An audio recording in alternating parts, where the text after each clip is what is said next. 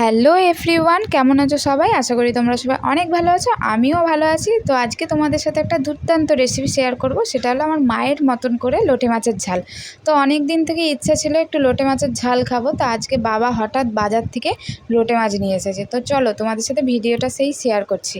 আর প্রথমে কড়াই গরম করে তেল দিয়ে তাতে পেঁয়াজ কুচি দিয়ে লাল করে পেঁয়াজগুলো ভেজে নেব।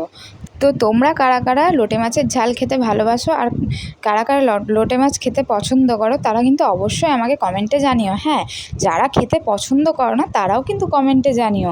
আর ভিডিওটা শেষ পর্যন্ত দেখার অনুরোধ রইল। ভিডিওটা যদি ভালো লাগে একটা লাইক কমেন্ট শেয়ার করতে কিন্তু ভুলবে না। এরপর আমি আদা রসুন বাটা দিয়ে একটু জল দিয়ে দিলাম। জল দিয়ে মশলাটা আমি ভালোভাবে কষিয়ে নেব। তো তোমরা ভিডিওটা শেষ পর্যন্ত দেখবে। এরপর আমি দিয়ে দিলাম একটু লঙ্কার গুঁড়ো দিয়ে আমি মশলাটা ভালোভাবে কষিয়ে নেড়ে চেড়ে একদম কষিয়ে নেব। আমার মা ঠিক এইভাবেই করে। তো বন্ধুরা, তোমরা কারা কারা তোমার মায়ের হাতের রান্না মিস করো? আমি তো ভীষণভাবে মিস করি মায়ের হাতের রান্না। এরপর আমি মাছগুলো সব দিয়ে নুন দেব, একটু নুন দিয়ে ভালো করে মাছগুলোকে কষিয়ে নেব। মাছগুলো কষানোর সময় মাছ থেকে জল বেরোবে, এতে এক্সট্রা করে কোনো জল দেওয়ার কোনো দরকার নেই। মাছের জল যতক্ষণ না শুকিয়ে আসে ততক্ষণ এই মাছগুলোকে নেড়ে চেড়ে কষিয়ে নিতে হবে। এরপর আমি দিয়ে দেবো একটুখানি হলুদ দিয়ে আবার এগুলো ভালো করে নাড়াচাড়া করে দেবো। যতক্ষণ না জল শুকাবে ততক্ষণ আমরা নাড়াচাড়া করব।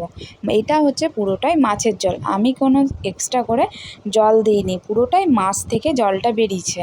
তো এক্সট্রা করে কোনো জল কেউ দেবেন না, কারণ জল দিলে এটা ভালো লাগে না, মাছের জলেই সব কিছু হয়ে যাবে। এরপর আমি একটু দিয়ে দিলাম গরম মশলা দিলে গন্ধটা খুব সুন্দর আসে। আজকের রেসিপিটা আমি মায়ের মতো করে চেষ্টা করলাম, জানি না কেমন হবে, কারণ মায়ের মতো টেস্ট তো হবে না, কারণ সব মায়েদের হাতে একটা জাদু থাকে। তো এখন আমি ধনেপাতা দিয়ে নিলাম, দিয়ে একটু ভালোভাবে নেড়ে চেড়ে নেবো। যতক্ষণ না জলটা শুকিয়ে আসছে ততক্ষণ আমি এটা নাড়াচাড়া করব।